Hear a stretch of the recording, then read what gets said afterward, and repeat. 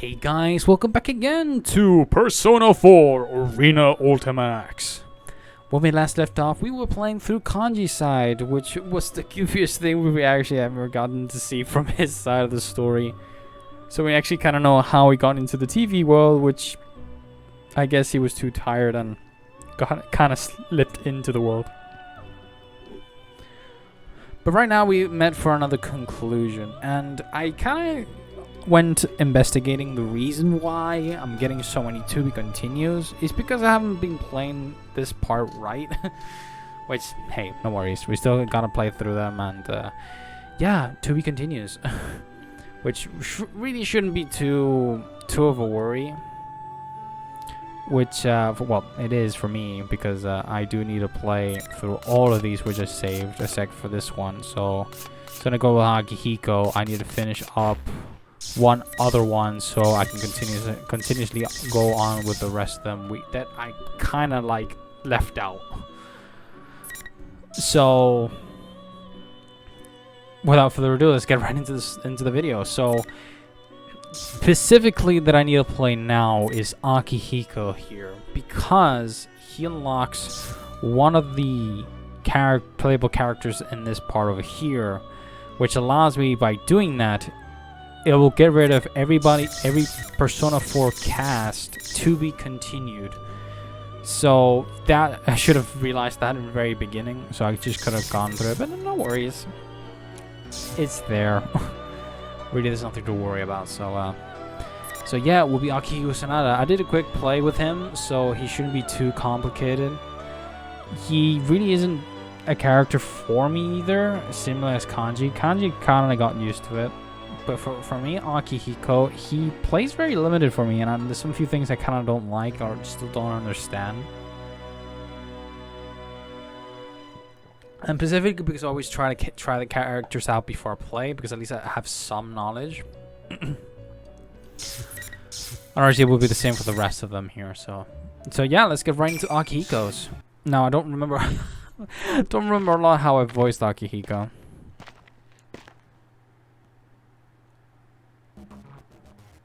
I'm a long way from home. South America. Ah, that's where you went, Akihiko. How did I put my Akihiko voice? I mean, a lot has changed for me since then. So for me to give a voice for these, for my characters already played, maybe there's some of them I could actually change. Like Akihiko, something like this. Maybe, who knows? It's a lot of change since then. Ever since I left Japan, I've been constantly searching for places to test my strength. Before I knew it, I wound up on the ass end of the globe. As I walk down a dark alley and dry wind blows, I can see people inside the buildings, but I don't sense any lives here. Just because it's quiet doesn't mean that it's anything close to be safe, though. Well, it just shows that not everywhere in the world is affluent. I sense a hostile presence from somewhere. I glance around and see two thugs smirking at me with narrowed eyes. Our gazes met, and suddenly those thugs, a seedy-looking large man and a thin man, stand before me. Yo, bro, haven't seen your mug around here. The lucky thing we noticed you.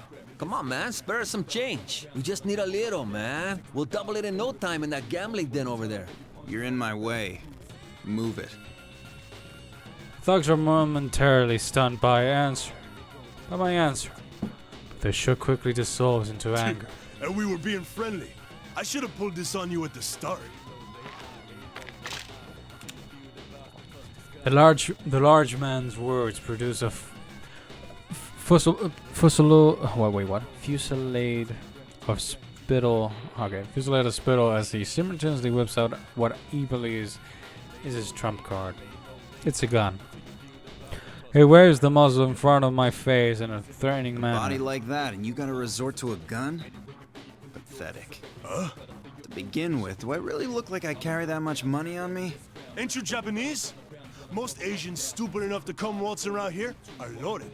Come on, give me everything you got, or it's gonna be your brains on the floor. The large man is quite short-tempered. I wonder if his mood swings are due to a lack of calcium in his diet. I guess you really don't get to choose what you eat when you live in a place like this. A large man apparently realizes that he can't simply take my cash when I'm dead, and his fat finger squeezes the trigger before I reply. A gunshot rings out and sends a shockwave through the alley's dry air. Son of a bitch! The large man stands stupefied. He recollects himself and throws a few more rounds at my way. What the? What kind of hit him? It's because I'm dodging his shots, not the bullets. They obviously move faster than the human body. When a slow man uses a gun, the problem is that he has to point the gun where he wants to send the bullets. And I can see him doing that. I'm just reading his gun's movement and getting out of his line of fire before he shoots. It's that simple. I bet he thinks there's something wrong with the gun, or that he's not aiming well. Some people. I think he's the embodiment of the phase, big head, little wit. He never realizes what's happening. I dodge his hail of bullets and quickly close the distance to my attempted murder. I get a good look at his face contorting in fear and confusion. Strike once, burying my fist into his porcine gut. His body lifts off the ground for a brief moment before he collapses on the ground. The massive impact lifts a huge cloud of dust, and the man doesn't stir. You should be more careful who you pick your fights with. Oh, you bastard! The man pulls something from his pocket. I hear the loud click of a switchblade being unfolded. He drops into a crotch cold and ready to strike. At least you know the basics. The reprobate extends his arm and thrusts the dully shining knife toward me in a telegraphed attack. I get inside his arm and swipe the attack angle of the blade out of the way with my right hand, striking my left hand underneath his jaw. Since he attacks in the most obvious fashion, I repel the attack with the most obvious counter. The uppercut lands flush, and the man is cast into the air as he utters an undefined scream. I gotta hand it to you for not abandoning your pal. Sheesh. I didn't come on a journey to waste my time getting into scraps that don't even rate as a good warm-up. Although, honestly, I'm pretty much all that I had encountered so far in my training was a continuous morass of tedious quarrels. Now, up ahead. Huh? I noticed the dust from the fat man's landing has gone on my cape, and I brushed it off. This is the only mark that I took from the encounter. Bodily injuries will heal over time, even if they were left alone. But the same can't be said about one's clothing. Damn, that was impressive stuff. Someone speaks to me out of the blue. I glance over and see a man who looks like a bartender hesitantly emerge from a nearby bar. Seems he was watching the whole thing unfold. What a fight! And against a man with a gun? Are you a ninja or something? Nah, that's not important. Where are the police? I'd have thought all the gunfire would catch their attention. The bartender responds to my bewilderment by laughing in an even more dumbfounded manner and shrugs. Things like that happen all the time. The only authority here is the cartel. Everyone who's not connected dies in poverty. That's been how it works for over 50 years. I see. Those who are not connected. Upon hearing that, a bitter feeling wells up inside me. Everything in this world relies on connections, and connections are just another form of power. People say that what's most important can be obtained by power, but I figure that means the other 99.9% of everything is simply a matter of power. That includes one's lifespan. And at times, the lifespan of those close to you as well. Hey, why not stop in for a drink? It's on the house. Seeing what you did made my day. The bartender's cheerful voice snaps me out of my ruminations. Are you sure? The cartel you mentioned might not like that. Hey, I'll get off easy compared to you. All I did was offer you a drink, not beat the hell out of their goons. A drink, huh? You have the good stuff in stock? Huh? It's hard to obtain that certain something around here. I haven't had any for a couple days now. Actually, I'm starting to go into withdrawal. What is it you're talking about, mister? Listen, I run a clean bar. Protein. I need a double shot of protein. Huh? Bro, Make it quick. It's only half as effective 30 minutes after I've burned some calories. sorry, I don't know that brand. Is that some kind of sake? No. It's alright if you don't have any. Jeez, what am I thinking? You never know unless you try, but it was pretty stupid of me to expect that a bartender in a dive bar like this would have protein drinks. I shake my head and collect myself. When I finally return to Japan, I'll have all the protein my muscles fibers are crying out for. It sounds great just thinking about it. Amounts of protein. Protein as far as the eye can see. But my daydreams of what a world of infinite protein would be like are interrupted. I take out my cell phone and see that I received an email. There are 3 important things on the sub-display. The first thing is the icon that tells me that international roaming service is in effect. Second, the name, Kurija. And the last thing is the word, urgent. Looks like opportunity's knocking sooner than I expected. Can't hide my smirk. The fact that the message is urgent means that I'm being summoned for a Fine with mission. me. I haven't found any opponents worth my time here anyway. Plus, the training journey I'm on was preparation for these missions. It was my way of showing that I would be suited for taking on these special missions as a professional. Seems that either my plans is working, or that this is fate telling me that the time to display my results has come.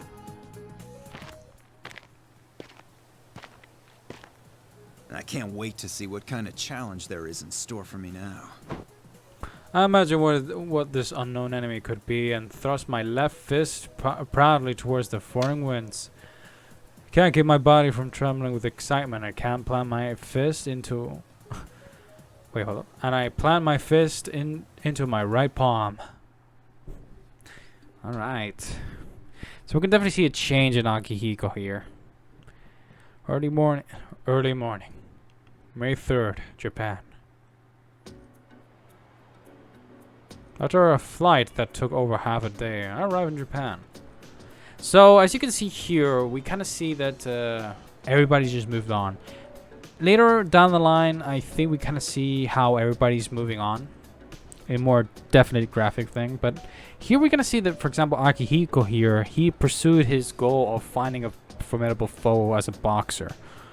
And not only that, he also works with Kurija, which most likely is going to be touched upon in this story. Every time I fly, it always strikes me how cramped the seats are, and how dull it is to be on long flights.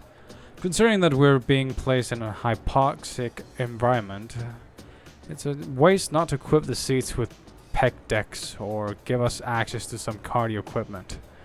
As I head towards the arrival lobby while thinking about my ideal airline, I hear something I haven't heard in a while.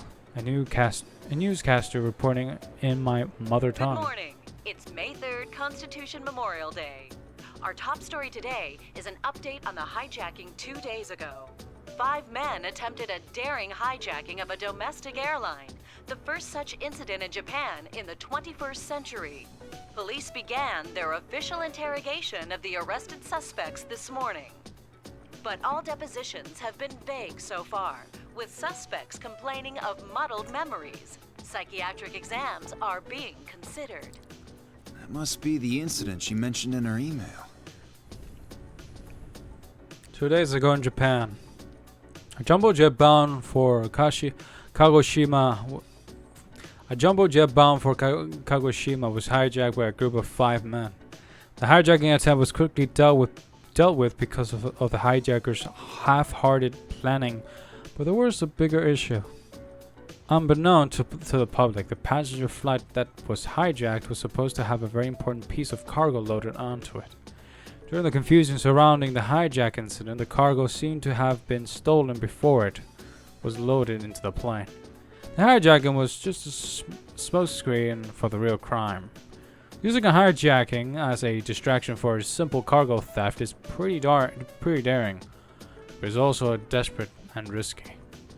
My wish is to retrieve that cargo from whomever wanted it so badly. So I'm pretty sure this cargo had to be Labris. I think that's the only connection that we have, what we've seen so far. This isn't a situation that can't just be left to ordinary policemen. This cargo is extremely dangerous, and the retrieval has to be done discreetly due to its sensitive nature. I look away from the monitor and begin walking again. My cell phone immediately begins ringing, as if the caller was watching me the entire time. The name Mitsuru Kirijo appears on the sub-display. Mitsuru Kirijo. She's the one who summoned me here for this mission. I didn't tell her any details about my return flight, but she must have found the information on her own and called after learning of my arrival. She is still as prepared as ever. It's me. It's been a long time, Akihiko. I'm sorry to call you back on such short notice. My god, Mitsuru, I'm so glad to see you. Don't worry about it. I was at a good stopping point. Mitsuru has much greater standing in the group than I. But we've been classmates since middle school, and she fought alongside me in my biggest battle. I have a feeling that the only reason we were able to pull through such an ordeal was because we helped each other back and then. Who's our next enemy? Don't be so impatient. You received the brief I sent you, right? What I didn't say directly in it is that the stolen cargo was from Ergo Research. I figured it would be Kirijo group related, with you having to call me back. Most ordinary people in Japan would have had at least heard of the name Kirijo. The Kirijo Group, a large conglomerate,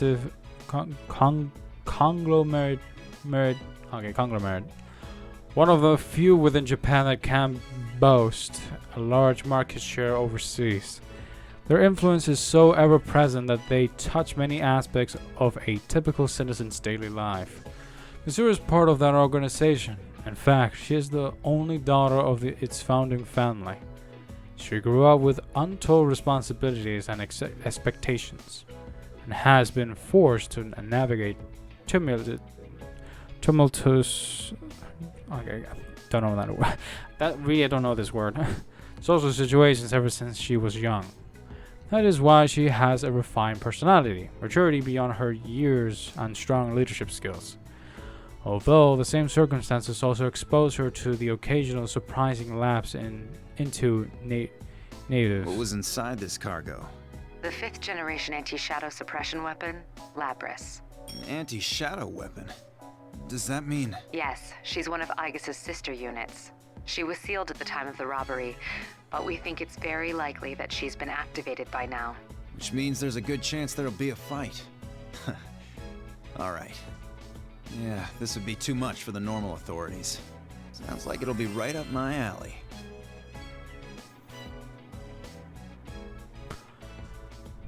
Yeah, we even see this the original cutscenes from Persona 3. The man who ran the group 2 generations ago, Koetsu Kirijo. It was the founding of the group and also Mitsuru's grandfather. Around 10 years ago, some research he was working on brought about a huge distortion to this world. The forces that created that distortion were known as shadows. I guess the best way I could describe them would be to say that they are monsters incarnated of the darkness in people's heart. In any case, there's something completely absurd like that. Koetsu Kirijo used Ergo Research, a facility that would later be known as the infamous Kirijo Ergonomics Lab, to repeatedly perform inhumane experiments. It was artificially drawing out shadows in an attempt to gain powers beyond what mortal man should have. The experiment failed during the final stages, remained after a big explosion where over 50 casualties and a distortion in the world that could never be repaired. No more people are completely unable to sense this distortion at all, and yet this same distortion could cause the entire world to collapse. 3 years ago, Mitsuru and I, along with our friends, devoted ourselves to a fight in order to end the threat of the collapse. The bonds are precious memories I gained from them and engraved upon my heart. and haven't faded to this day. Fighting is not our first option, but I'd be more reassured with you there. We have a general idea of where it was taken, the Inaba area, where there were reports of suspected shadow activity last year. Okay, I'll meet up with you at the actual location. Are you heading directly there? You never change. Let me know if you need anything and I'll make the arrangements. Protein, that's all. What? No, it's better I don't ask. I'll send you the precise location later. Sorry to call when you've just returned from a trip, but I'm relying on your assistance. You went to a lot of trouble to create the Shadow Operatives. I won't do anything to tarnish the name. I'll see you there. The Shadow Operatives. That's the organization I'm part of. We're a joint task force comprised of the Courageous Group and the police officially. We do not exist. Our main mission is to deal with shadow-related cases that the police are incapable of handling. Our objective is to prevent or minimize the collateral damage caused by shadows. Shadows can only be defeated by persona users. Mitsuru, myself, and many of the members belonging to the Shadow Operatives have personas and knowledge about them. Mitsuru fully dedicating herself to prevent Kirijo's tainted legacy from falling into the wrong hands. That is her. No.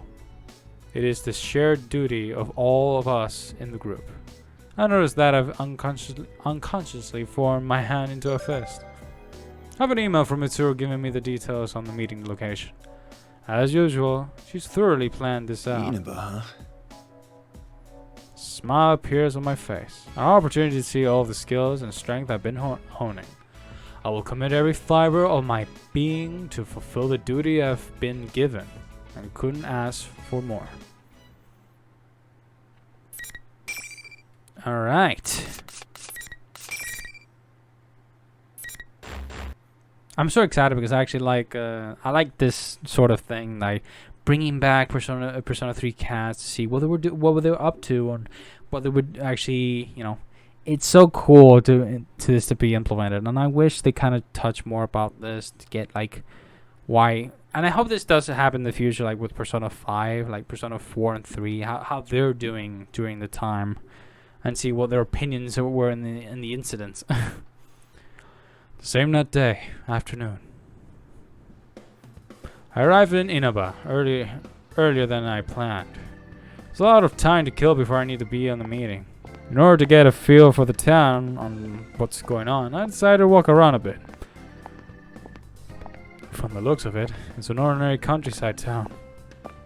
Can't believe that people think a level 4 shadow-related case occurred here last year. So, yeah, and this is the funny part. They know specifically what happened in Inaba. As what Agihiko says, like the level 4 shadow-related case occurred last year. So it was talking about the incident in Persona 4 Golden, but it was easily taken care of, and they kind of like, okay. So I would wonder if like there was like an alternative timeline that imagine that there was nobody there. I would most likely would suggest that maybe the shadow ops would most likely be would have involved themselves into this. So it would have been curious, but in a sense, I think they didn't draw much to it, to when it was happening around, I guess, with the guys. I don't know, with the Persona 4 cast. But it's actually cool how they're absolutely knowledge with it, and I can't wait in the future if they do something this similar. Then most likely they are gonna touch upon Persona 5 incident on their story, which is so cool. It's gonna be so cool if they actually do it. As far as I can tell, there doesn't seem to be any disturbance going on right now. It looks like that unit named Labris isn't running amok here either. As soon as I stray from the main street a bit, it's mountains and fields as far as the eye can see. The air is clean and traffic is pretty light, so the town has that going for it. This would be a great place to go running early in the morning. Look at Chie, for example. She's doing right. I wait for evening to come while exploring as much of the town as I It's can. almost time. My cape flutters in the wind as a shadow box and jog to the meeting area. An intersection on the outskirts of what this town would call its shopping district. Meeting up in a rural area like this is a bit of a tricky situation, since the shadow operatives do not officially exist. We need to draw as little attention to our mission as possible. Hopefully, we can quickly join up and be on our way, so that the residents don't take notice of a bunch of outsiders assembling in the sleepy town. Unfortunately, when I arrive at the meeting point, Mitsuru and the others are nowhere to be seen. Something happened? I doubt she'd run into any trouble she couldn't handle, though. Could it be that I'm at the wrong place? There aren't any tall buildings to block my view, so I look in every direction. The only thing obstructing my view is a mountain of garbage that looks like it might be scrap heap or junkyard. I might as well be diligent and head over there just to make sure.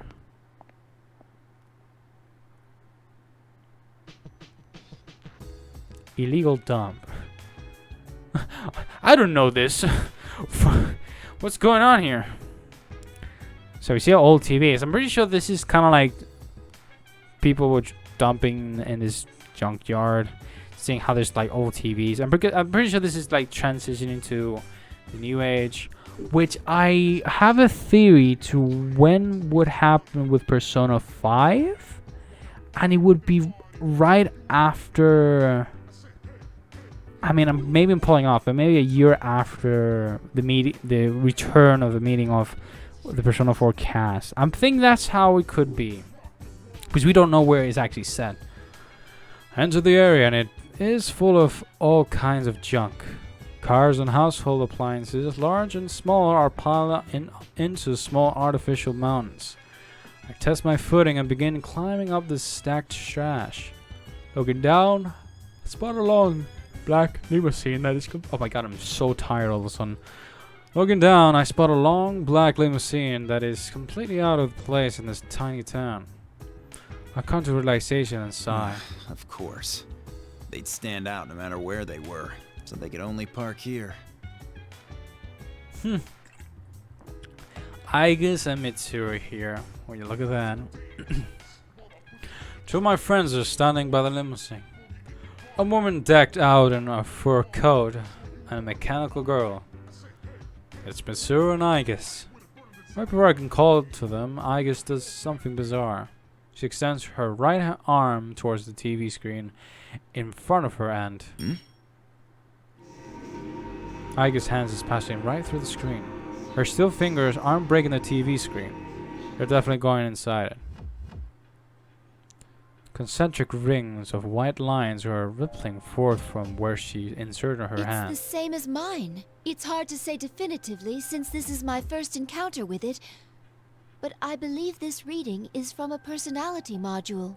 Does that mean our retrieval target is inside the TV? I don't understand how or why, but it seems that people can't enter the TV. If that's the case, it would be the perfect place to hide stolen cargo. That makes things easier. Sounds like fun. The two of them look up Is surprised. Akihiko? I leap off of the mountain of trash and land in front of You them. didn't show up at the rendezvous point, so I went looking and found you here.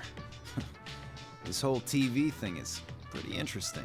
Akihiko, what on earth are you wearing? Just what were you doing overseas? Didn't I tell you that I was on a training expedition? Don't tell me you came here from the airport like that. Does the concept of keeping a low profile mean nothing to you? Are you really the one to talk about, Mitsuru? You go in a black limousine. Take a glance at Mitsuru, and I can tell that she's summoning up her coldest stare. This clothing allows me to have much better mobility, but I don't think Mitsuru is going to listen to my explanation. Mitsuru-san, I believe we have lost the right to complain about that.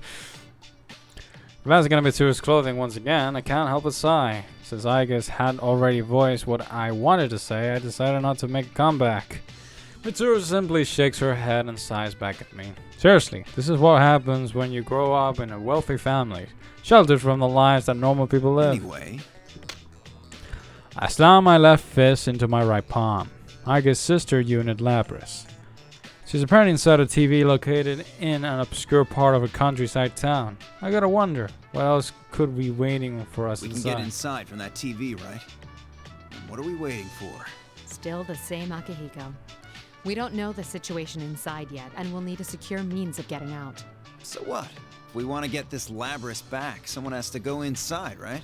Well, that's... Mitsuru has lost for words. I know that I'm voicing my opinion more forcefully than she's used to, but it's what I have to do. I know Mitsuru well enough to sense when she needs someone to prod her into action. Waiting to exert control over every situation is a commendable trait, but in certain situations, waiting doesn't allow you to seize any more control, and it also gives your opponent more time to prepare. Our target hijacked a plane to throw her into a TV in this town.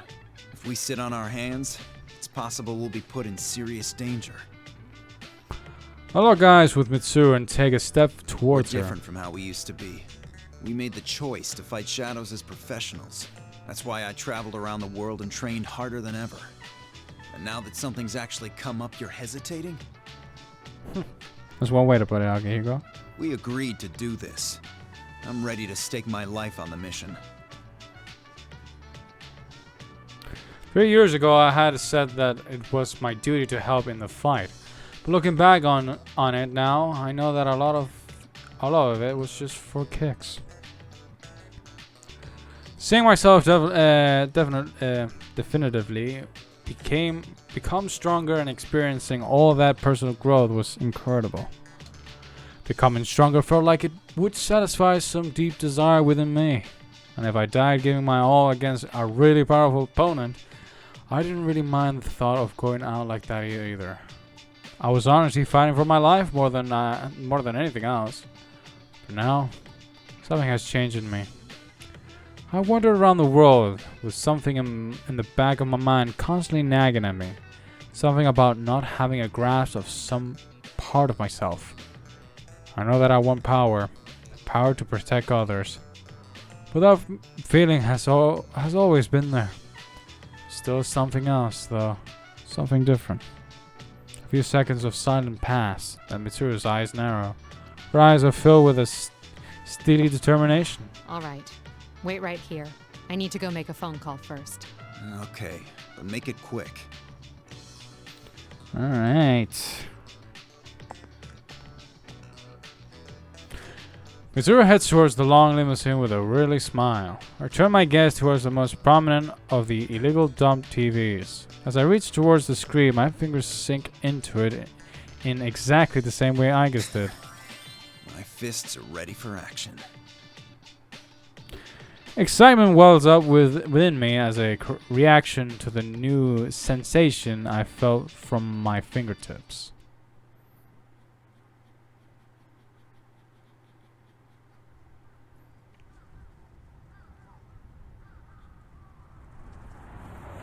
Alright. The other members will wait here in the car. Yeah. If we all barge in and something happens, they'll be devastated. Now that you mention it, at least one of us should be staying behind as well. I am not staying.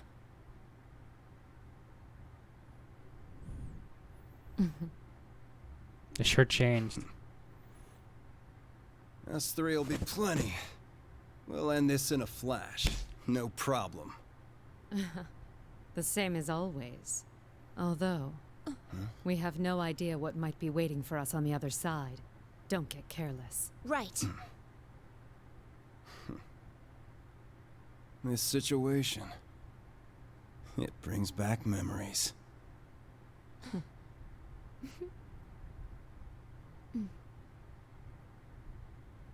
Ready!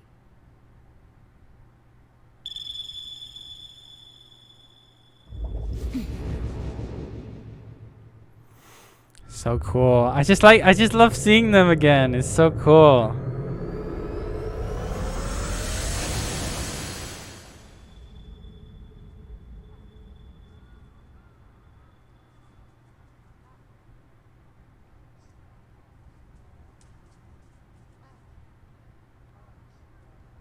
Why enter the TV? Naruto. What's going on? So that's how Naruto got in. Okay, interesting.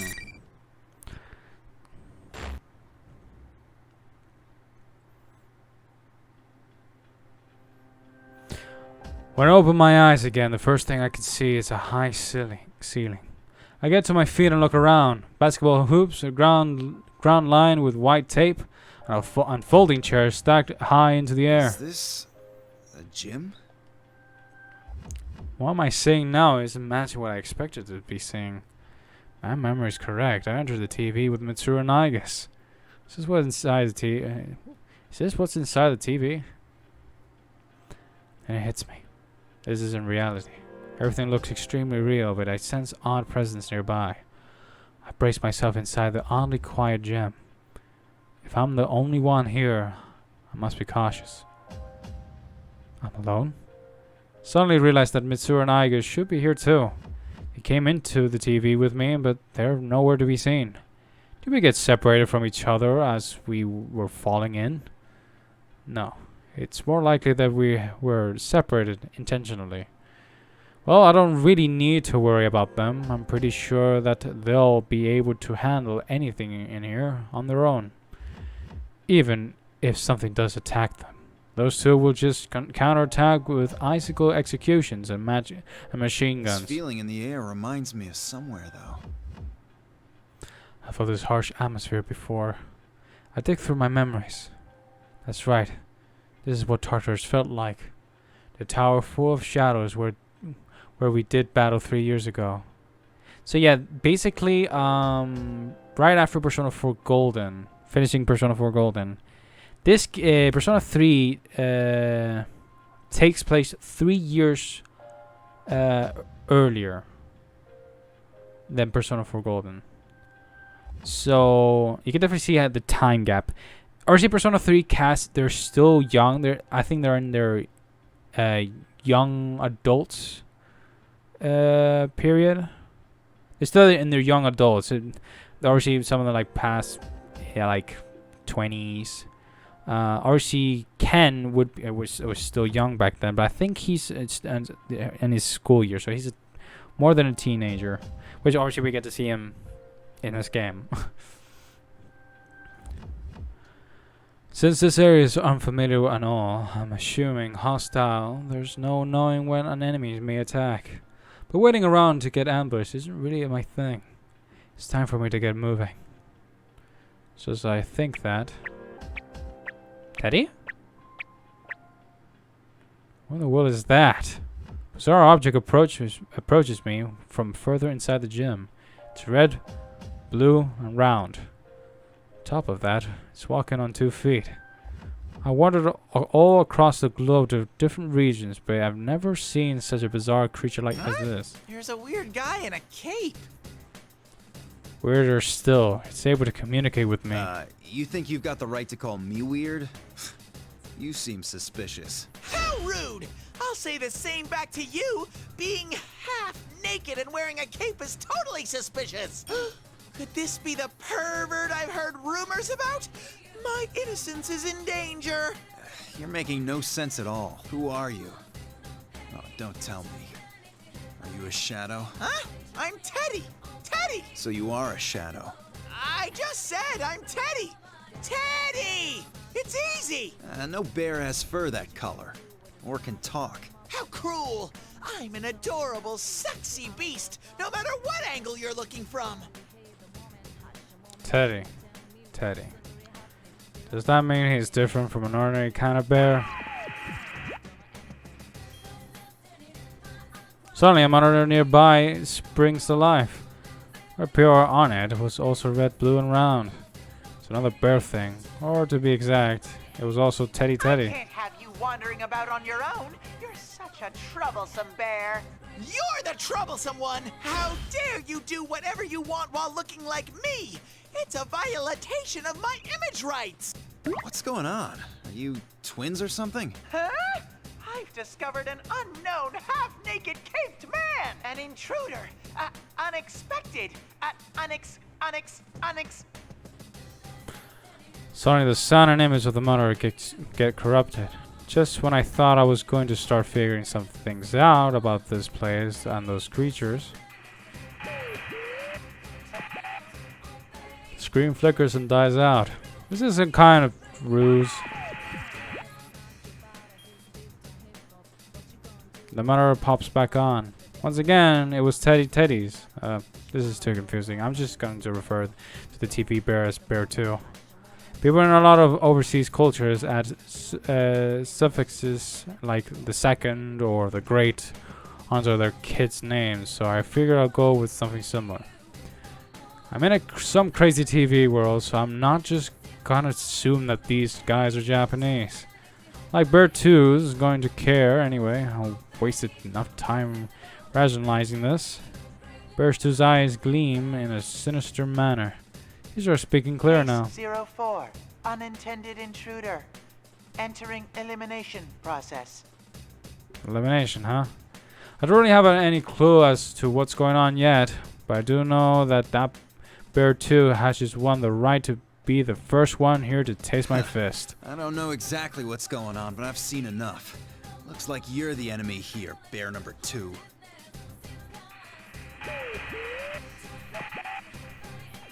I'm not sure how much stock I should put in common sense while I'm in this TV world.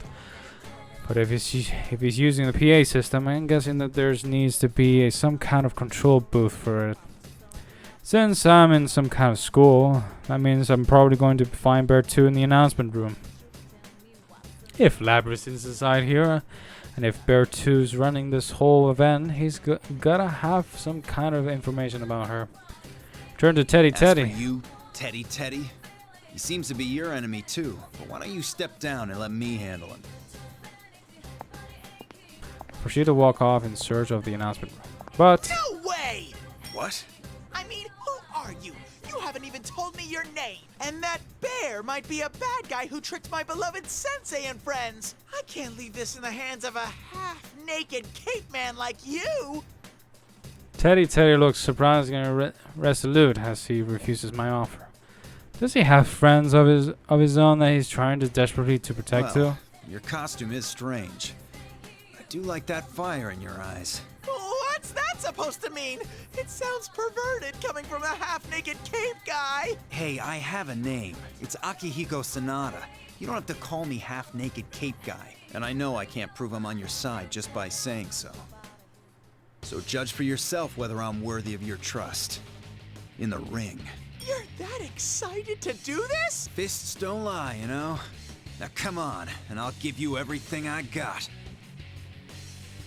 Put my fist out in front of me and focus. If one does not face their cowardice, they cannot summon a persona. That's why persona users used to have to undergo the trial of holding an evoker in their heads. That was simply a ritual to overcome one's psychological blocks. It isn't a required step in wielding personas. My resolution has always been within me after all. Persona! Sense power rising from deep within me. And this time he has Kaiser, which is a evolved persona. Alright, so we're facing off against Teddy. Alright.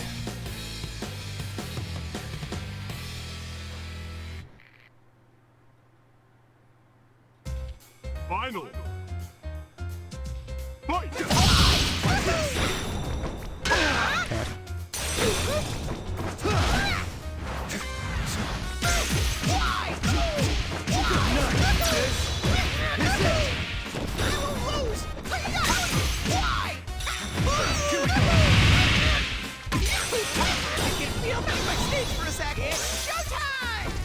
Damn it.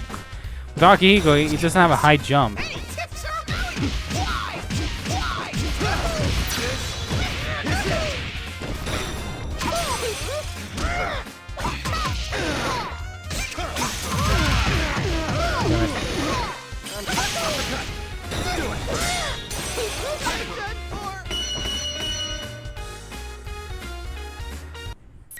I think I have my jump button a bit broken, that's why. Which is gonna fuck up my combos. The intruder is a persona user. Difficulties in elimination. Acknowledging as valid target. Berto is murmuring something on the other side of the monitor after watching our bout. It seems that I've been officially promoted to the rank of valid target. Persona user. You talking about me? What do you mean by valid target? Irregularity has occurred. Multiple intruders detected. Emergency. Emergency. Oh, I know! I've just had a fun idea!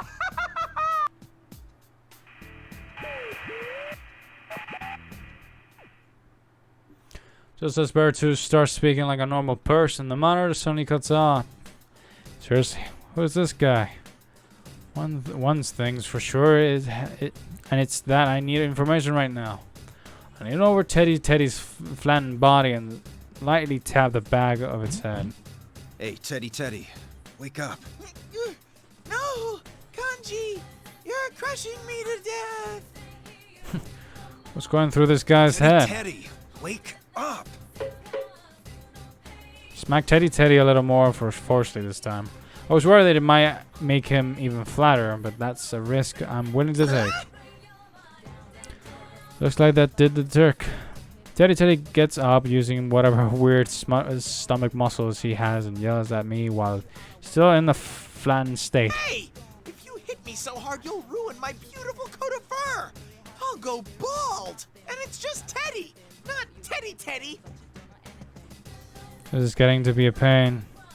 Teddy pursues his lips and looks away with a huff.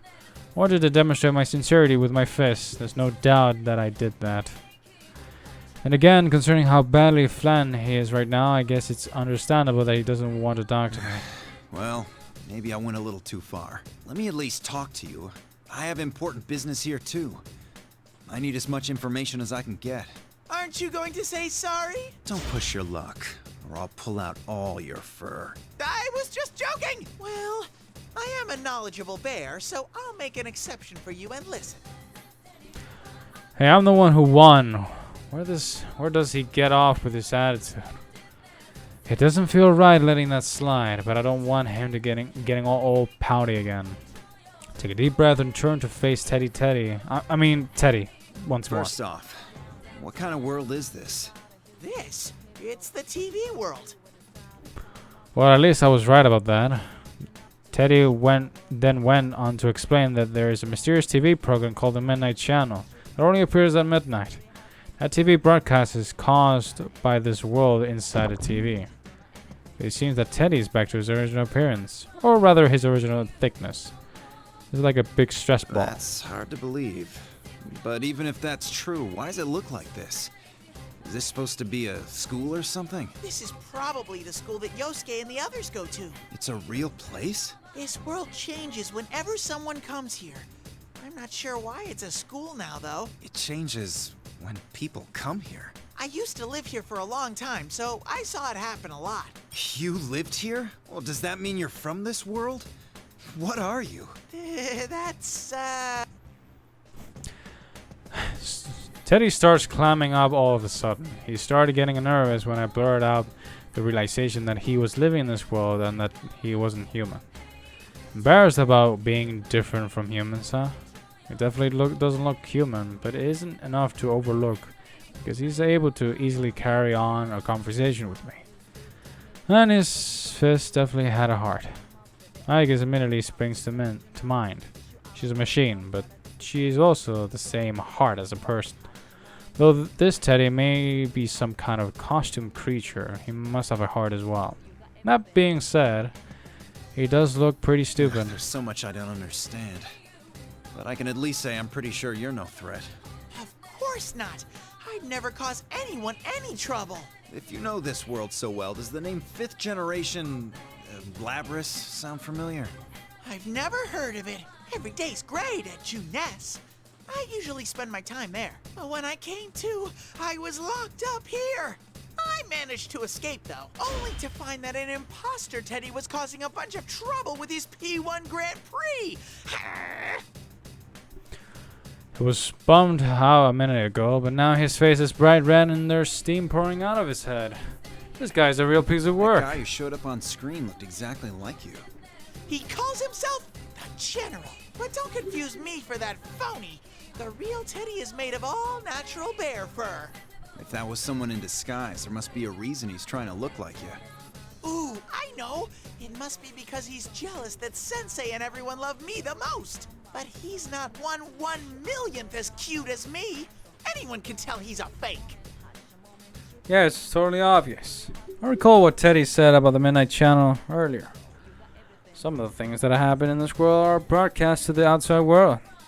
If that's the case, then misinformation may be spread and people could be confused or misled. At this moment, I'm not sure why someone would be intentionally causing such confusion. This Teddy guy mentioned that his friends were here. If bird number 2 is in opposition to them, then it's not too big of a stretch to imagine that he's trying to turn them against each other. Alright, one last question. You said you used to live here. Do you know how to get out? Of course! That was one of my specialties. I always helped other people when they needed to leave. But it's not working here for some reason. I'm losing my confidence. This is one bear of a Ted-ache. Ooh, that was an advanced joke. This is no laughing matter. You won't be able to get out like this. That wasn't advanced at all. Sheesh. He did give me valuable information, though. I know I have somewhat a grasp of the situation. My main objective is to retrieving Lapras and escape from this world. Won't be able to accomplish either of these things as it stands. Oh, we can rely. Oh my god. I have no idea. I think it's just the heat just puts me on a drowsy state. It's like, oh my god. I don't do it on purpose. And all we can really do on our own is speculate. So bird number 2, the general, was it? I have to pound some of my detailed answers out of him. All I need to do is keep moving forward. And if I'm going to move forward, I don't see them harm in doing it quickly. That's it. You're coming with me. I'm assuming that I'm probably going to need this guy's help in getting out of here later, so I grab the back of Teddy's head and sprint forward. But just as I am about to exit the gym, Teddy gets completely stuck on something. You're gonna tear it off! It looks like I look behind me and Teddy is wildly flailing his arms around. I don't see anything holding him back. What kind of trick is this? You almost made me lose my head! Ignoring the huge fuss Teddy's making, I reach over towards where Teddy is stuck. I don't feel anything. Guess I'll have to try again. Pull back Teddy's head towards me and with my full strength. He's definitely stuck on something. For a moment it looked like the zipper of Teddy's neck warped. Whatever, it's probably just my imagination. Looks like there's a wall that I can get through, but you can't. What a bizarre place this is. Says the half-naked cape guy who pulled at my head so hard it almost came off. Oh well, I'll have to leave you here. Make sure you don't go anywhere alone. You hear me? Can't burn any more time here. So I turn back towards Teddy to proceed on. His yell echoes inside the gym. I won't let you abandon me. I get lonely real fast. I'm coming with you. An enormous crash reverberates throughout the area. When I turn around, I see a flattened Teddy fluttering to the ground like a sheet of paper falling off a desk. Must have gone on a running start and slammed right into whatever's there at full force. Did he just ran head first into a visible wall without even thinking about how much it would hurt? This guy said that the general is an enemy of his friends. And because his friends are at risk, he can't just leave everything to me. His lack of regard for personal safety may be because he's so worried about his friends. He behaves oddly, but once you look past that, I can totally empathize with him. Sorry. I'll come back for you when all this is settled. Just hang tight, Teddy. I know it's a tough situation. Hurry to where the enemy is, for my mission, and for the sake of Teddy and his friends. Alright. When I step outside the gym, I hear a cheer from somewhere. The voice seems to be coming from outside the school building. There are a large number of people coming into this world. This place is supposed to be the world inside the TV, but this kind of seems like a real school. It feels like an event, like a cultural festival or field day. There's still so much about this place that I don't know. There were many parts of Teddy's explanation that I couldn't grasp. I need first-hand knowledge. I need to see some things with my own eyes. Step out to what looks like the school's main gate and check the nameplate. Yasagami High School. I remember seeing that name in the report on Inaba. So what Teddy told me was true, and this place seems to be based on a high school that actually exists. But why recreate a school building inside a TV? As I'm talking and taking stock of my surroundings, a high-pitched girl's voice emanates from a nearby speaker. Ladies and gentlemen, what will the next match be like? Interrupt and confusing school announcement. She arrives from somewhere, seemingly in response to the announcement. I sense the presence of others, and when I look around, I notice silhouettes of students that seem to be watching from all angles. Are they human? They certainly look like they're human, but I don't sense any life in them. No matter where in the world I went, people who were excited about a battle had a certain spark to them. These guys don't have it. Wow, this is one fired up crowd. Hi everyone, I, Rizette, will be your commentator. But first, the General would like to say a few words. The mic's all yours, sir. Alright. As if answering the commotion, the monitor set up in the center turns on. General Teddy appears on the screen. Well then, I'm proud to announce the opening of our very own P1 Grand Prix! Presenting the manliest of all men! Oh, so you've come this far. I applaud your bravery in not running away. Still hiding behind a monitor? It's about time you showed up in person. I'll crush you. Nope, sorry, but I'm not falling for a cheap ploy like that. You better follow the rules. Allow me to explain. The P1 Grand Prix is a one-on-one battle. Those who are paired off must fight. Only the winner may move on. Only the winner may move on. Then that invisible wall that Teddy ran into with his face must be part of the conscience this guy set up. Interesting. Who are you gonna make me fight? It was our last place, and the image on the screen switches. What showed up next seemed like an odd commercial for P1 Grand Prix. If someone produced a video like this for the event, does that mean everyone here is a willing participant? From the looks of it, they seem like an ordinary students. I just don't think everyday students like this would be involved in the hijacking of an airplane and the stealing of Lapras, but... Huh? Who are they? I don't have to answer that. Sorry, but I don't have time to play along. I'm taking back Lapras. You are? Huh? The general on the screen looks shocked by my words. They've been evasive or just laughed at anything I said until now. So this obviously struck a nerve. Don't think everything's gonna be that easy for you. You all should suffer, and then suffer some more! I'm not sure what specifically antagonized him, but it seemed like he definitely knows something about Lapras. Do you think you can make me suffer, huh? Well, bring it on. I'll flush my cape and head into the school building. Won't be easy, huh? Think about what the general said a moment ago. Honestly, I can't really think of it too many times in my life when things went easily. Growing up as an orphan, my memories of losing what was precious to me. Never gone too burdened by it, but I've constantly been pitied by others for my misfortunes. Whatever. I never expected it to be. The pain of loss is my source of determination. I must stay strong in order to protect those who are precious and by my side right now.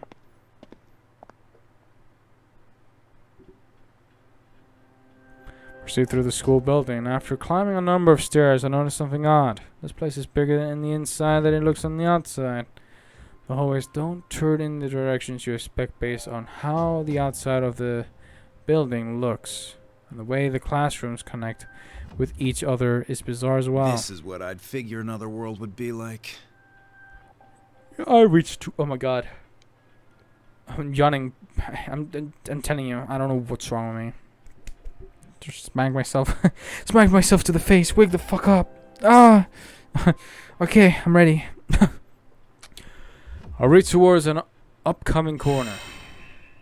I come into contact with an invisible wall. See, so this is what prevented Teddy from following me.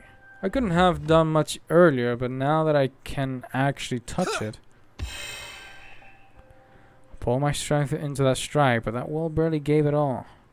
If it shakes, that means it's taking some damage.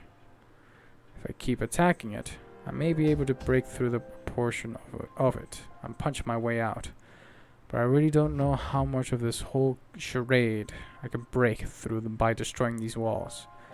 It wouldn't be a smart way of expending my energy. That's when something catches my eye, a window. When I reach toward it, the invisible wall doesn't impede my progress. Whoever set this up only thought about blocking people's paths. Anywhere there already was a real wall got overlooked. I'm not obligated to play by the enemy's gimmicks, and they want me to go one way. Maybe I can gain an advantage by taking a route that they don't expect. Then I'll just go another way. I put my hand on the window's frame and jump outside. Is that what happened with GA? That's how she saw us. I land near a classroom that seems to be partially below ground level. I look through one of the windows, though the interior is odd. It looks like a music room. The window's closed, but it's still just a glass window. If this was a real school, I'd hesitate to do this. But hey, this is a fake world. I rear back and put my fist through the window. Whoa! What the? Who are you? Someone else already inside the room. He's a well-built young man in a school uniform. You're that guy from the video. Did you just come falling from up there? What's going on? Answer me! I remember now. You're the blood-curdling beefsteak emperor. Hell no, come on! Did you even try to remember my name? So that P1 Grand Prix thing has already started. Recall the rule that those who encounter each other must fight. The journal said that only the winner can proceed.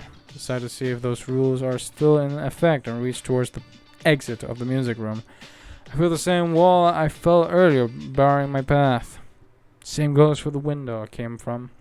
It's irritating that I'll have to follow the rules and fight, but since the walls can be easily destroyed, I've got no choice. I don't know what kind of circumstances Kanji guy is faced with, but if we're gonna fight, might as well do it right. Take off your clothes. What the hell? How can you ask that straight out? What's wrong with what I said? Won't it be hard to maneuver wearing that? Maneuver? Kanji, for fuck's sake. Why is he getting all flustered? His face is red. Maybe he's just not feeling well. What are you all flustered for? I'm talking about your jacket. If you don't wear it right, it'll get in your way during the fight. Oh, my jacket? You just said that to begin with? There's no real meaning behind this. It's like just the way I wear it. It's plain weird. Says the guy who's half naked except for a cape. Seriously, you're ridiculous. It's bad manners to jump out a window like that.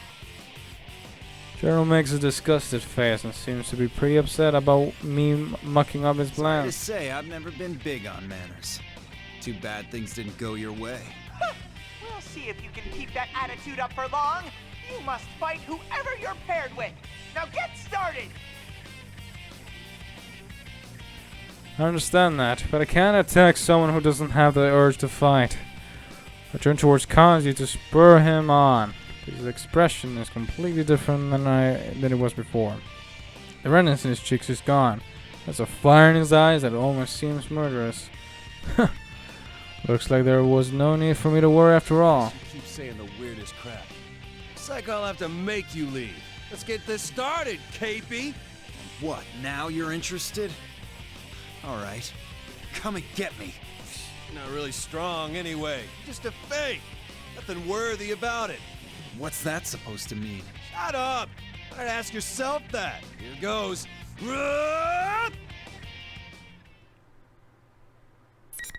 Alright.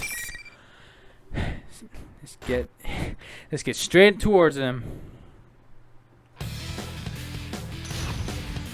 Two machos.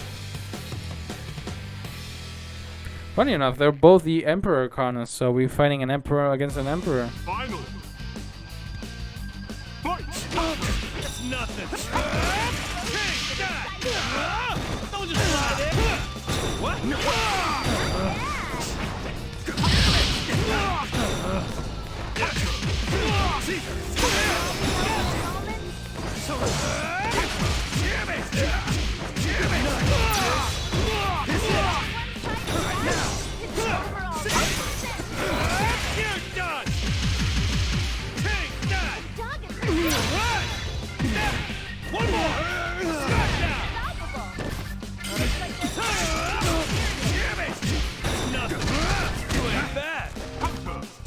Damn it.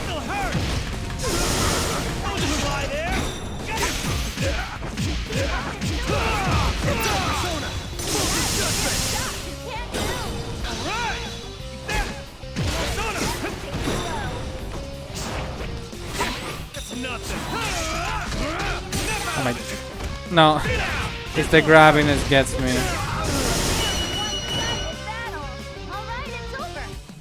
Alright, time to put serious. Time to go serious mode here.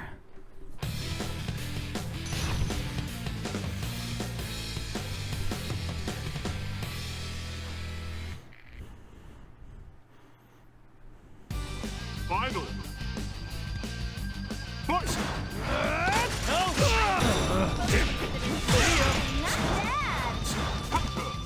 Stop grabbing me.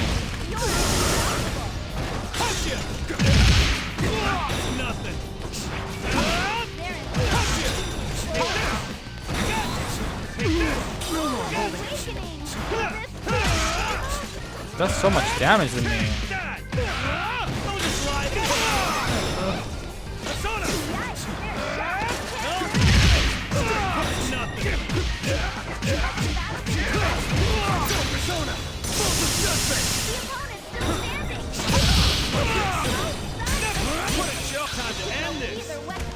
Damn it.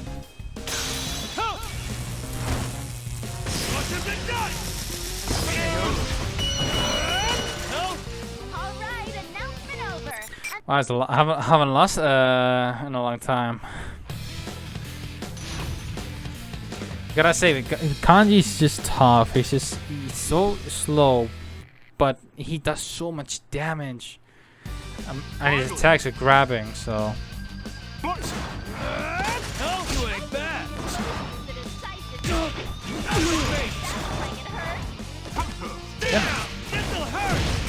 me just see some of the combos here.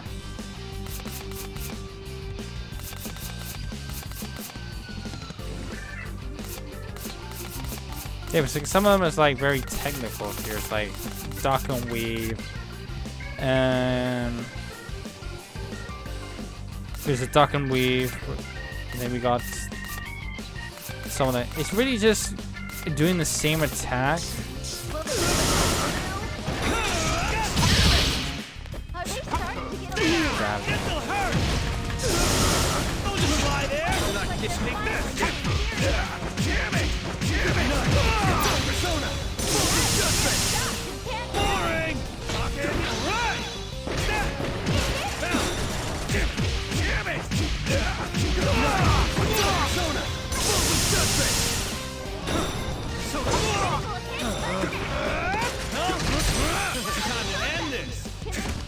Damn it.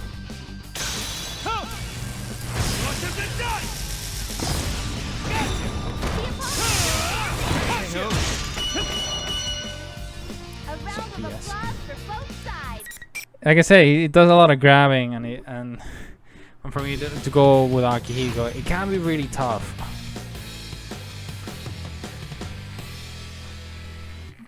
Alright, let's give this another go. Finally. It's nothing. Damn it, he's doing this jump again. I'm taking my controller.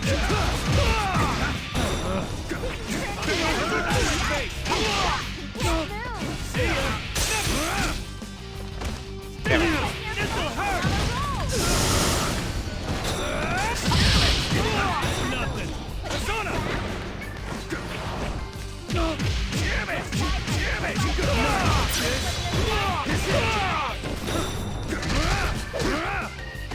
Damn it, stop with the grabbing.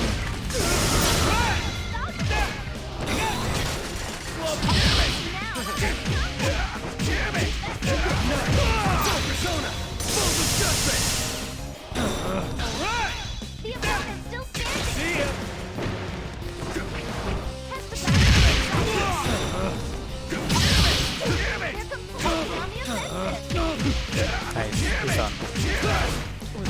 It took its time.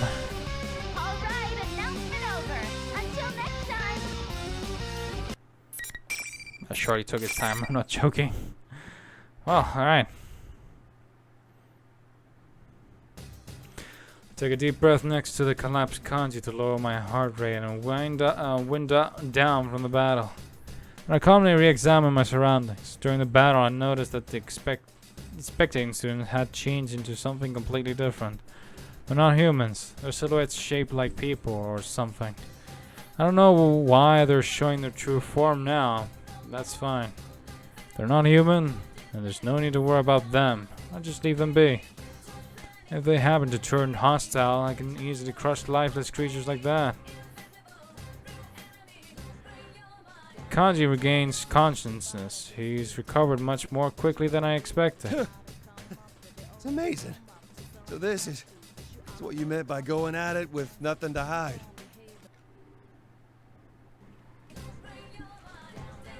When did I say that? You're one passionate guy. Guess you're no ordinary pervert. Oh, since when am I a pervert? Kanji flashes a bright smile that's different from the one he displayed before the fight. Anger and hatred had fled his body entirely. Now that his fight is over, it seems like he's got spirit. Ow! Man, for a dream, that sure hurts. Huh? That's weird. How come a dude I've never met before is here in my dream? A dream? What are you talking about? Aren't we inside the TV world? Huh? The TV world. If you can dream with your eyes open, I'm pretty impressed. What? You're inside the TV? I seriously thought this was all a dream! Doesn't seem like Kanji's acting. He's honestly seemed to think that this entire thing was all a dream. I thought that the people in that promo video were related to the general, but maybe everyone here was actually dragged into this by force. If so, I can't abandon the others who were in that video either. Do you have any idea who the other people in that video were? They were pretty much all my friends, but... Oh, crap. Kanji clutches his head as something occurs to him. It seems quite serious. This was a dream, so I kinda sorta beat the snot out of a couple of them.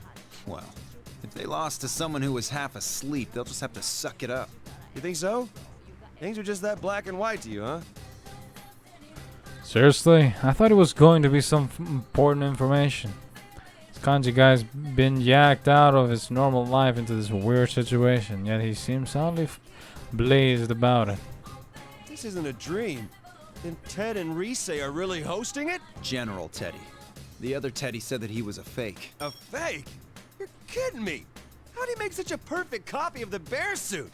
That's the part you're hung up on? But yeah. They're hardly twisted bastards who enjoy watching friends crush each other. You seem pretty sure of your friends.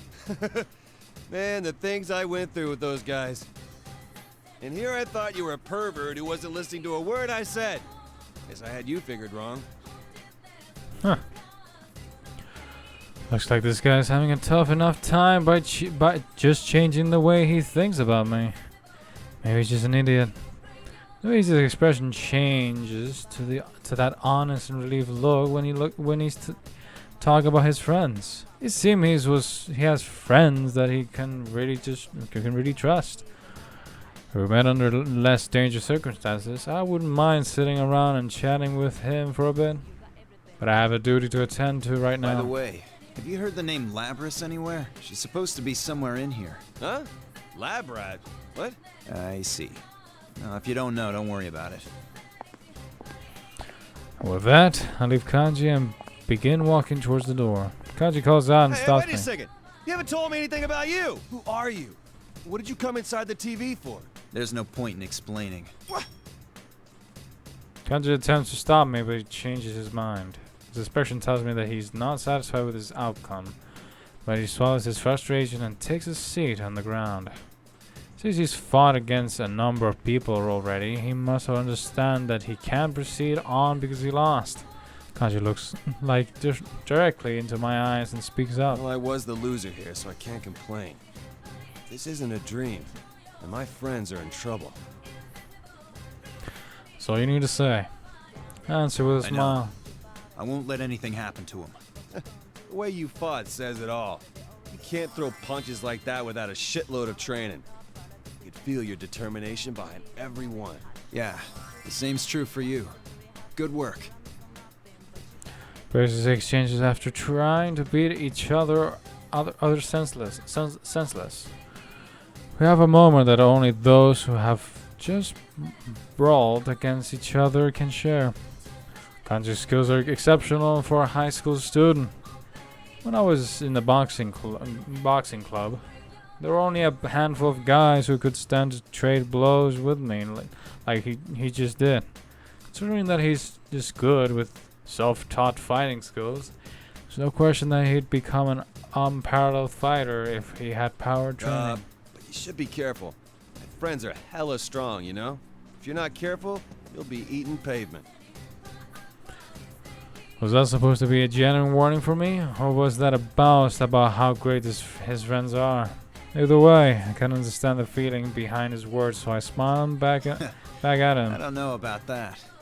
My fists can't be stopped that easily. There's nothing more I need to say to Kanji. I turn and begin running down the hallway.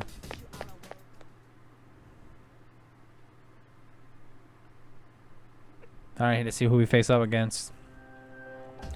Sometime after parting ways with Kanji. It's pointless.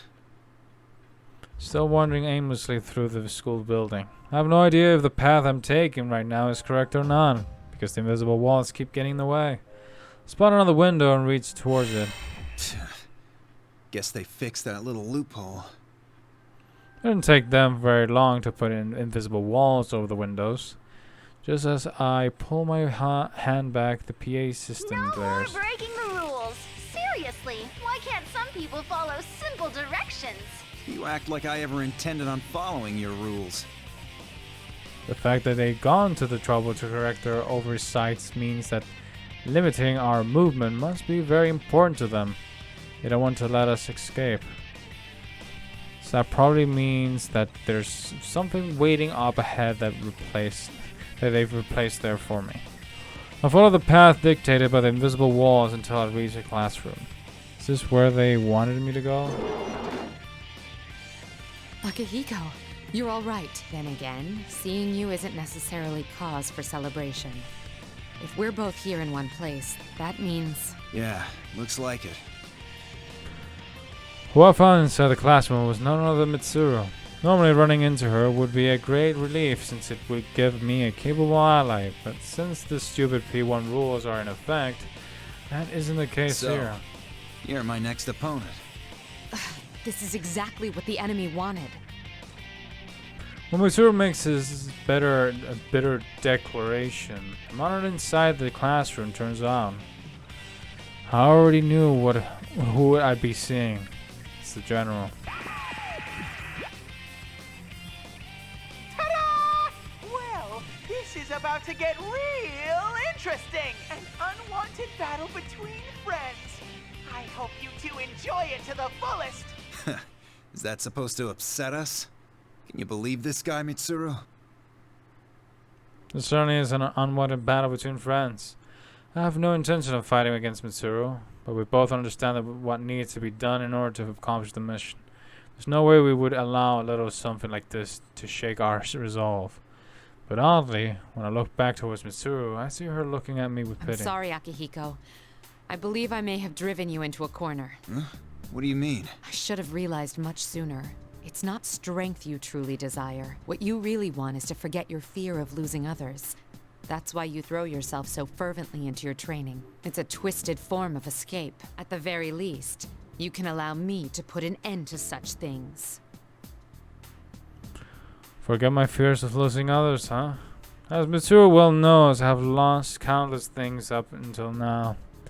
And that anxiety that I've buried somewhere in my heart may strike at me at any moment. The Mitsuru I know wouldn't bring up something like that at a time like this. It'd be obvious to any friends with Mitsuru. There's something going on here. Teddy, and Kanji also started getting personal before the fight. Is this some kind of trick? I've got no idea what you're talking about. Sounds to me like she means it. I don't know what you're up to here, but you're gonna have to try harder.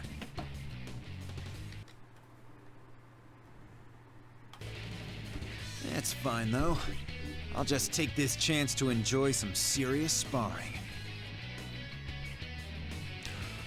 Those who encounter one other must fight, and only the victor may proceed. Since this rule still stands, we got to fight. They removed any choice we had. I'm trying to face Mitsuru once again. There were a bunch of people I wanted to fight once I got back to Japan, to test my skills.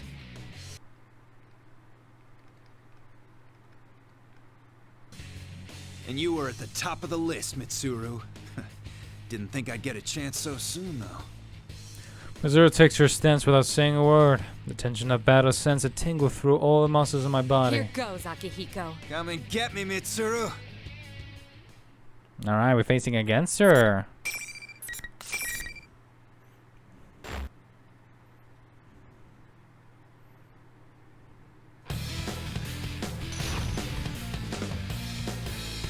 Alright. Let's see how difficult we're gonna have to deal here. Finally. My god, Mitsuru. I just like her model. They did her very good.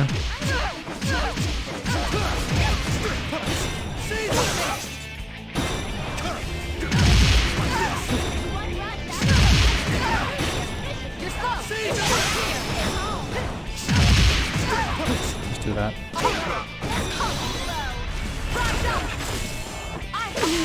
Damn it. Oh.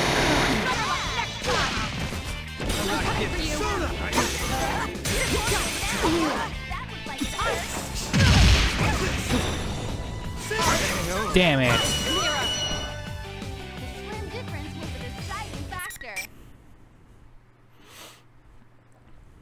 Like I said, they did Mitsuru in this game absolutely gorgeous. And I can't wait to see what they have in store in the future with the franchise as a whole.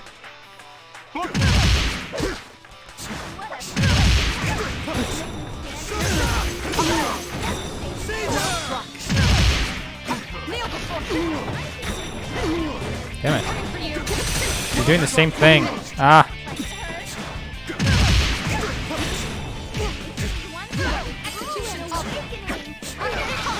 Uh-oh. You just did the two attacks at the same time.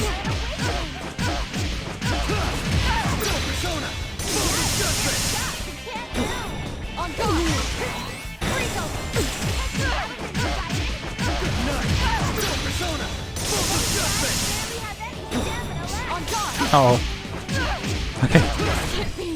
There we go.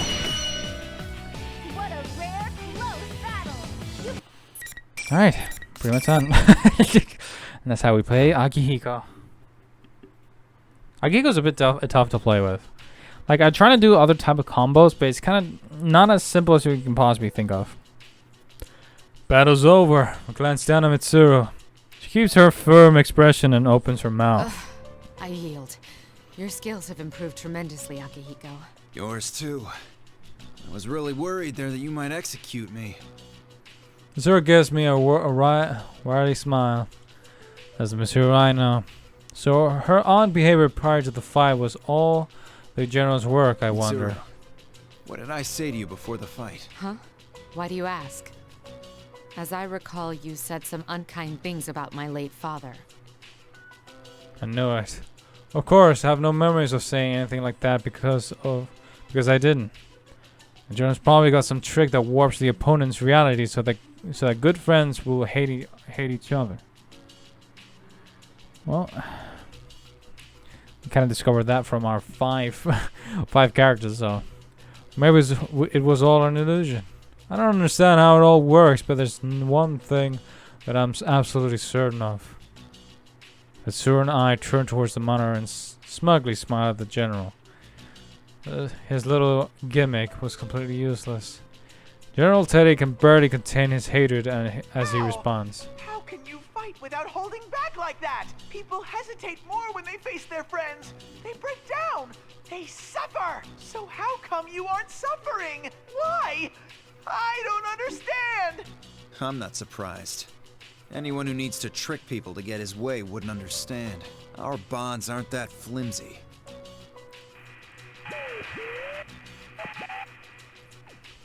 As the general glowers at us, the communication cuts off. Suffer, huh?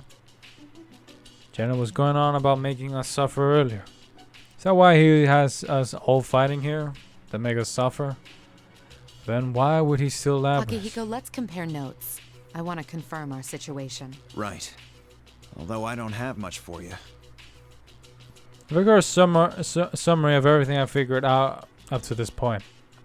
Since Mitsuru's persona has a search ability, I'm sure she's been able to gather much information than I have. She seems to already know everything that I discovered, so Mitsuru then fills me in on what she's learned. I guess is safe, though neither of us have encountered her. All the high school students in the commercial seem to be persona users. And the general seems to be gathering persona users into this world. Unfortunately, neither of us knows what his intentions are. But more importantly, where's Labras? Did you find Labras? Igus seems to have made contact with her. She seems to be calling herself the student council president of the school. In fact, she's going so far as to play the part. Play the part? She seems to be unaware that she entered a TV. It's possible that someone forced her in here, but that doesn't explain why she's acting out a role in school life. I have no idea what that could be about right now. This place is a school, but it's still just a copy of a school in another world. What kind of school life could possibly be here? One more thing. I heard a strange voice. I'm not certain, but it's most likely Labras. Either her inner thoughts or her memories. It was a voice of deep sorrow, suffering, sadness. It was so vivid I wanted to cover my ears. Mitsuru cast down her eyes as if reliving the pain. A great portion of Ergo's research data was lost because of the actions of a former researcher. It was the mastermind behind the events 3 years ago. All of this must be mortifying for Mitsuru. That man is the reason why her family was taken from her. If that was truly Labras, then she's practically human. She may not be that far behind Igus in terms of mimesis. Sure, Igus's sister unit would have a mind. But does that mean the older version is more advanced? Doesn't seem likely, but I can't say for certain. Maybe more unstable. Still, I'm only speculating, but I feel like her deeply negative emotions are connected to this tournament. Connected how? Do you really think Labras was stolen? The general seemed to want to make us suffer rather than eliminate us. Would a thief wish for that? Or draw in unrelated high school students? I see. That General Teddy's actions do seem in line with what Labras wants. He actually may in fact be Labras. It's possible that Labras regained consciousness much earlier and escaped when she was being transported. Can't deny that possibility right now. There's something else I do know. Mitsuru, you're doing your brow furrowing thing again. What? That doesn't matter right now. You're overthinking things. All this conjecture and speculation will drive you nuts. Let's pick this up again once we defeat the enemy. Zero's always been like this. She imagines worst-case scenarios that haven't even happened yet, and burdens herself coming up with contingency plans based on them.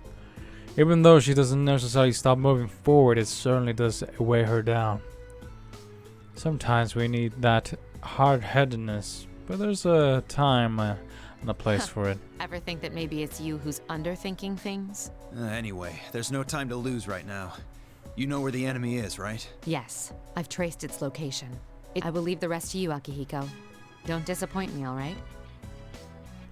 As Mitsuru says those words, her expression softens a bit. Seems that I've been able to reach her. Of course not. Mitsuru has grown as well. She's changed since that battle 3 years ago. Now that I think about it, a lot of time has passed since then. None of us have remained stuck in the past. We're all changed. Apart ways with Mitsuru and hurry on ahead. According to Mitsuru's search, the enemy seems to be nearby. The enemy is waiting for their encounter with us as well. Well, that's one wish I won't mind granting at all. Just as I reach the top of the stairs, a loud noise punctuates the atmosphere. Is someone on the rampage with their persona? No, that's not it. It's sort of a sound that a massive object creates upon impact, and I hear it again coming from the room ahead. There's no invisible walls that prevent me from walking my way towards the sound, and I finally reach my destination. The announcement room. Here we go. The monitors and PA system must have been controlled from this room. I grab the door handle, but it won't open. It's different from those invisible walls. However, it's just an ordinary door. Sorry if there's no broadcast going on, but I'm going to have to punch my way in.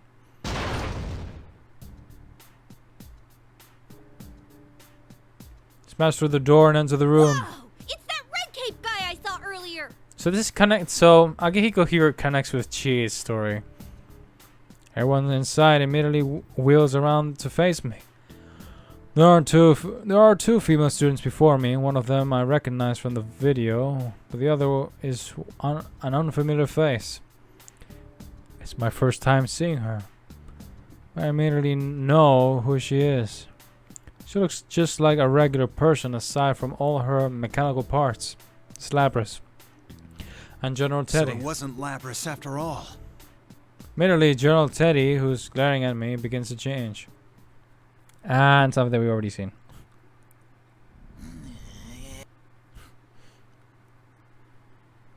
I am a shadow.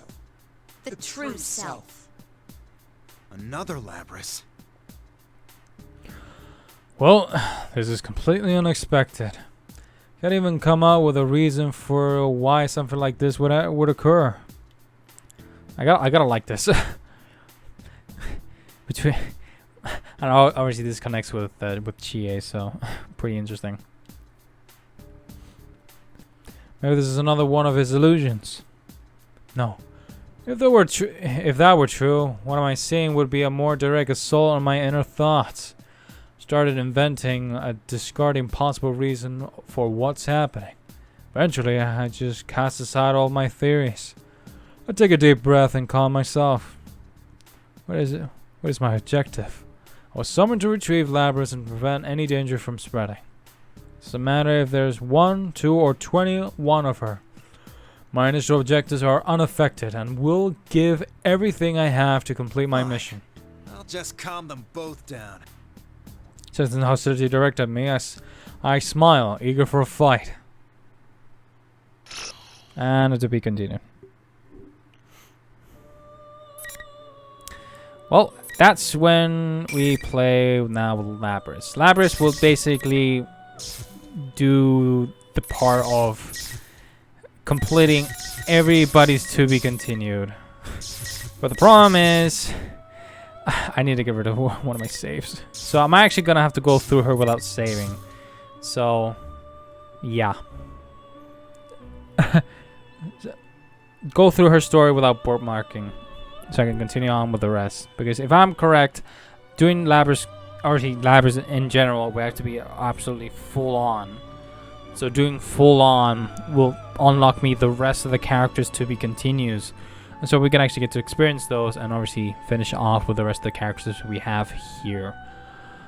But I hope you guys enjoy this. Akihiko was indeed different, and yeah, I think we hardly ever got to fight much in this one. I think we just only had like, what, 3 fights? It was Teddy, Kanji, and Mitsu, so this one has been relatively shortened towards that one. So I'm gonna put this as for 1 episode only, so yeah, look at that. So anyways, guys, I hope you guys enjoyed this episode. I surely did, and I can't wait to go with Labyrinth's story, because all these to be continued will be continued after completing Labyrinth. So yeah, so I hope you guys enjoyed. Do leave a like and subscribe if you're new, and I'll see you guys in the next episode. Until then, peace out.